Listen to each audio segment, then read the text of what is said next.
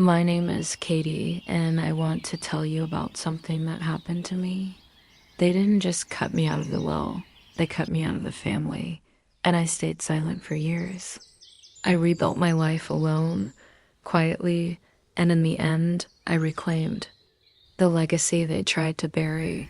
I'm sitting here at my kitchen table, staring at the papers that changed everything. The same table where I used to do homework while my father worked late at his shop. The same table where my mother served me tea.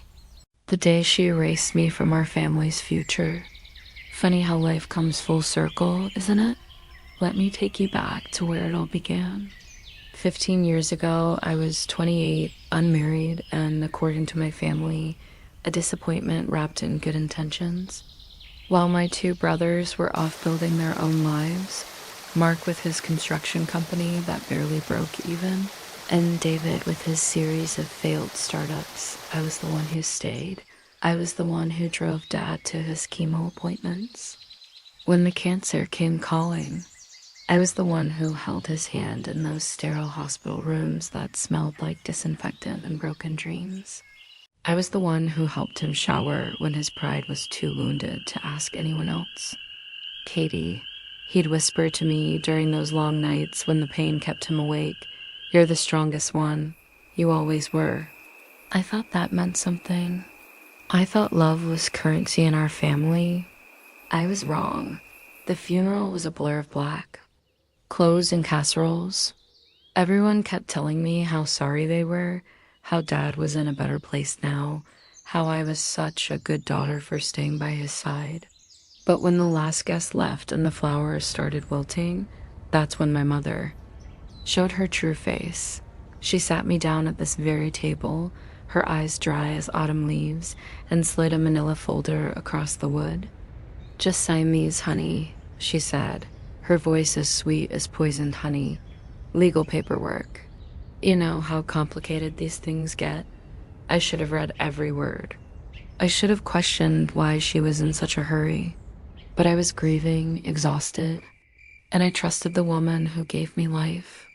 I signed my name on line after line, thinking I was helping settle Dad's affairs. I was signing away my birthright. 3 days later, the truth hit me like a freight train carrying 15 years of lies. Mark called me drunk on victory and cheap beer. Can you believe it, Katie? Mom gave us everything. The shop, the house, even Dad's watch collection. She said you didn't need it since you'll probably marry some rich guy anyway. The phone slipped from my hand like my entire world was slipping away.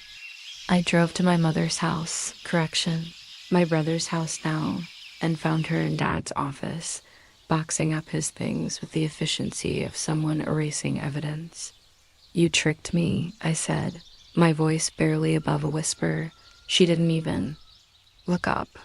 "I did what was best for this family, Katie. Your brothers have families to support.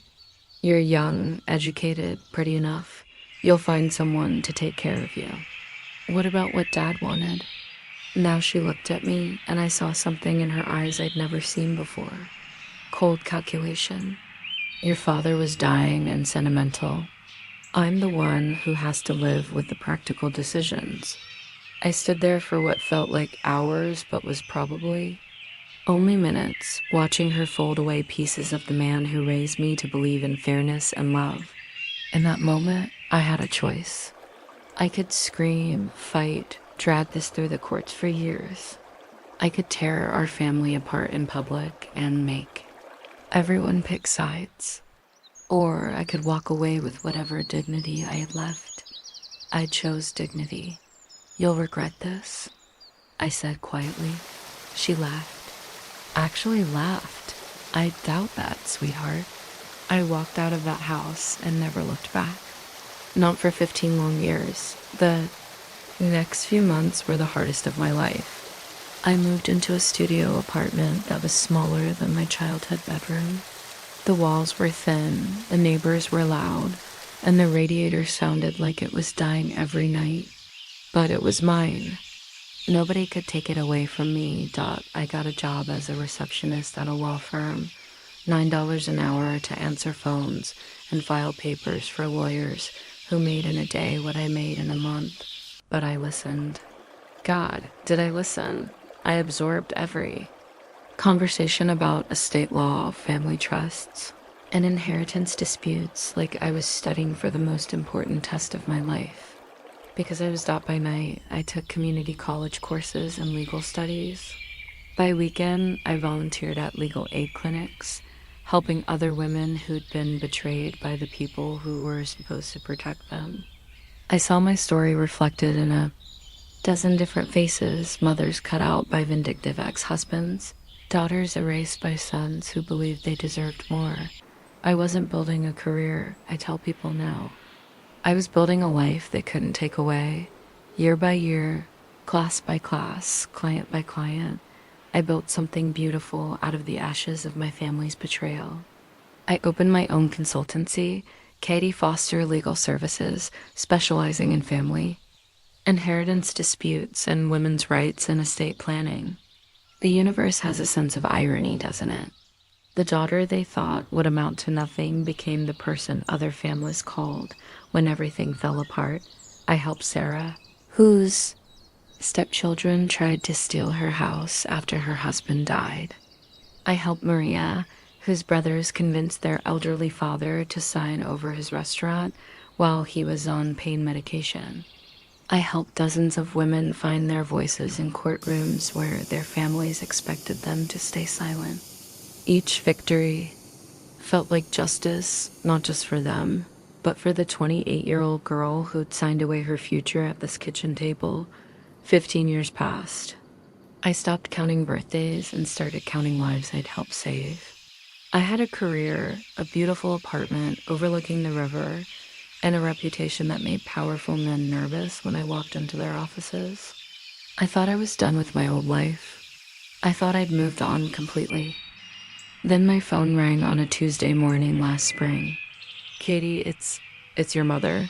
I almost hung up. My finger hovered over the end call button for what felt like an eternity.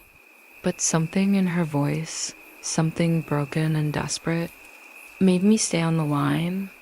I need to see you, she whispered, and I could hear her crying. My mother, who I'd never seen shed a tear, was sobbing into the phone. Please, I know I have no right to ask, but I need your help. 2 days later, I drove back to the house where I grew up. The paint was peeling, the garden was overgrown, and there were legal notices taped to the front door. This wasn't the pristine family home I remembered. This was a monument to bad decisions and broken promises. My mother answered the door looking like she'd aged 30 years instead of 15.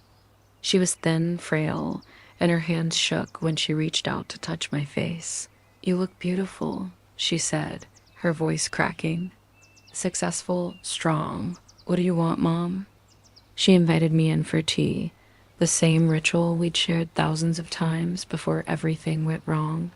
But now the kitchen felt different, smaller, sadder. They lost everything, she said without preamble. Mark's construction business went under in 2020. He mortgaged the shop to try to save it. David has a gambling problem. They took out loans against the house, against everything your father left us. I sat there stirring sugar into my tea, waiting for the punchline. The bank is foreclosing next month. Everything your father worked for, everything I thought I was protecting, it's all gone. And you called me because...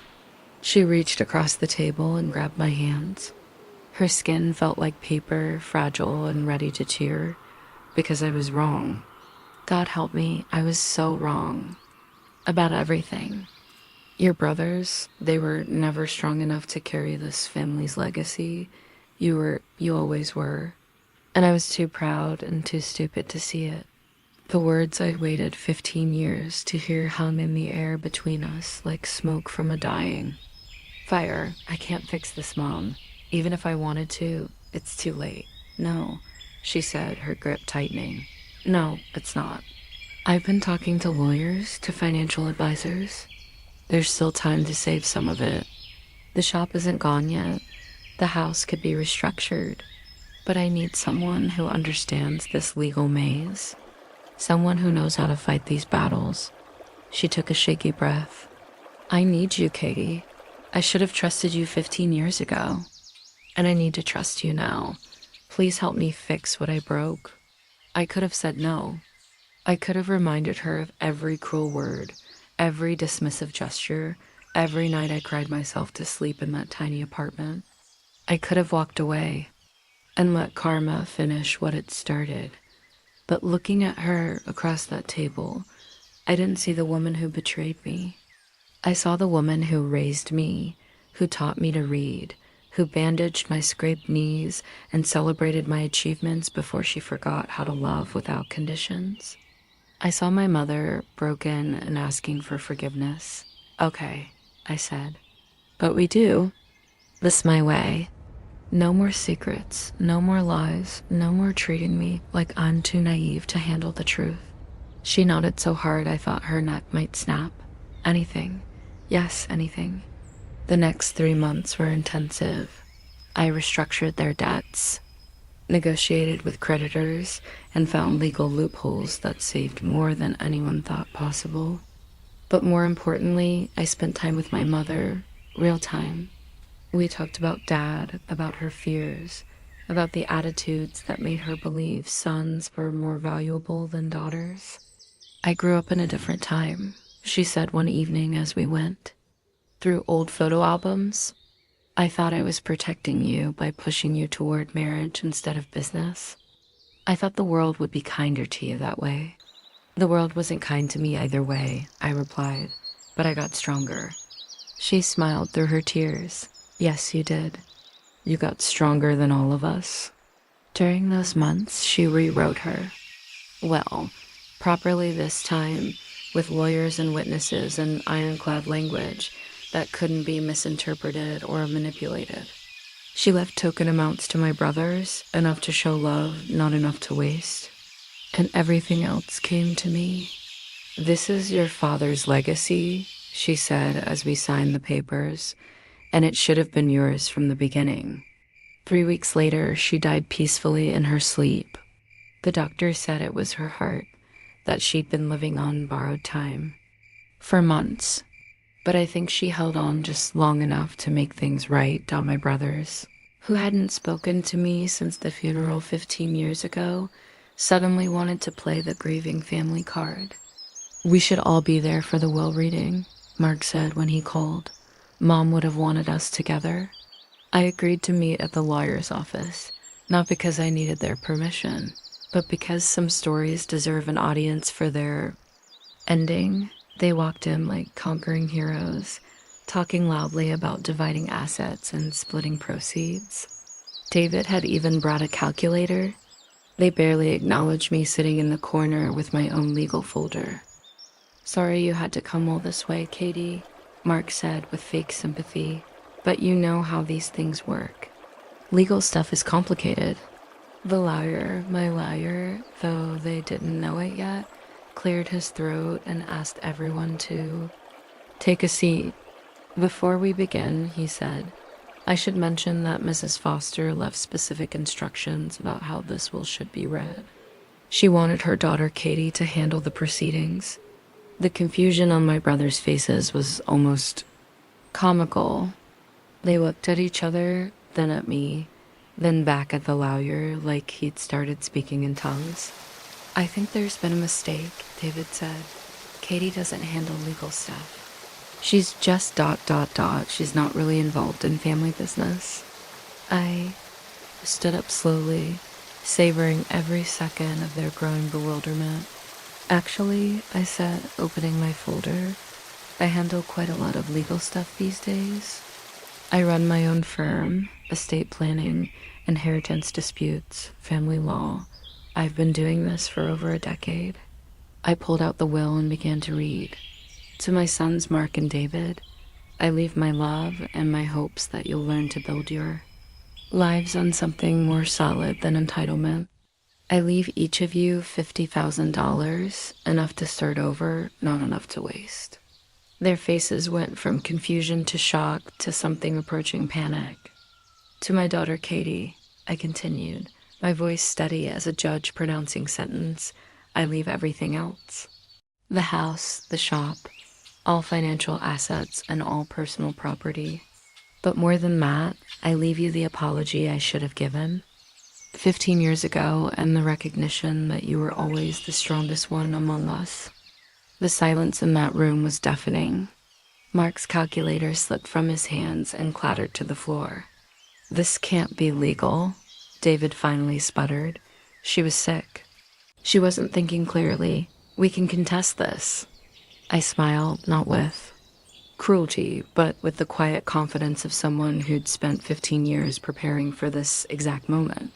"You're welcome to try," I said, though I should mention that as an estate planning attorney with an impeccable record, I made sure every single document was ironclad. Mom was evaluated by 3 different doctors who confirmed her mental competency. Every signature was witnessed and notarized. Every clause was carefully crafted to withstand any challenge. I gathered my papers and stood to leave. The house and shop will be transferred to a trust I've established. The trust will convert the shop into a community resource center for women facing family legal disputes. Mom's name will be on a plaque by the door, along with Dad's. As I reached the door, I turned back one last time. "Oh, and boys, your 50,000 will come with one condition. You have to complete a financial literacy course before you can access it. Consider it Mom's final attempt to teach you responsibility." I walked out of that office and into the bright afternoon sun, leaving them to process the earthquake. That had just restructured their world. But here's the thing about real victory. It doesn't feel like revenge. It feels like justice. It feels like balance being restored to a universe that had tilted too far in the wrong direction. Over the past few months, I've transformed Dad's shop into something beautiful. The Foster Family Legal Resource Center provides free consultations for women navigating family inheritance disputes. We have support groups, educational workshops, and a legal aid clinic staffed by volunteer attorneys. Dad's watch, the one he wanted me to have, hangs in a place of honor on the wall. Next to it is a photo of him and Mom from their wedding day, young and hopeful and believing in forever, every day. I see women walk through those doors carrying the same pain I once carried. Some are angry, some are broken, some are afraid. But they all leave a little stronger, a little more armed with knowledge and resources. Yesterday, a 25-year-old named Jessica came in. Her stepfather had convinced her dying mother to leave everything to his children from his first marriage. She sat in my office crying, convinced she had no options, no power, no hope. "I don't know anything about legal stuff," she sobbed. "I'm just a teacher. I don't know how to fight people like this." I handed her a tissue and smiled. 15 years ago, I was just a receptionist who didn't know anything about legal stuff either, I told her. "But I learned. And I'll teach you everything you need to know." As I watched understanding dawn in her eyes, that same moment when powerlessness transforms into possibility, I felt my father's presence in the room. I felt my mother's forgiveness. I felt the cosmic greatness of seeds planted in pain finally blooming into purpose. They buried me thinking I was gone, but I was just a seed learning how to bloom.